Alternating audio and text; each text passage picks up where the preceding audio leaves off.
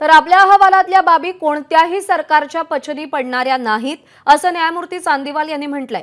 काही अधिकाऱ्यांवरही आपण कारवाईची शिफारस केली, असं चांदीवाल यांनी एबीपी माझाच्या मुलाखतीत म्हटलंय. आता आमच्या माध्यमातून सरकारला की करा, ते लोकांना कळू द्या म्हणून काय आमच्या आयोगाने. हे शासनाने निर्णय घ्यायचा आहे.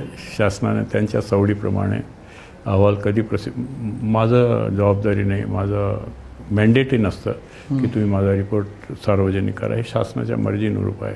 अशा काही गोष्टी माझ्या अहवालात असतील की त्या कुठल्याही शासन व्यवस्थेच्या पचनी पडणार नाहीत. असं पोलीस रिफॉर्मचा उल्लेख तुम्ही करता? नाही, मी बोलणार नाही, पण त्या कुठल्याही शासन व्यवस्थेला पचनी पडणाऱ्या नव्हत्या. म्हणजे ते एकदम स्फोटक असा कमिशनच्या तुमच्या फाइंडिंगमध्ये आहे.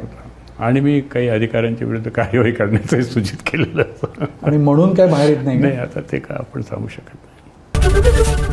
एबीपी माझा, उघडा डोळे बघा नीट.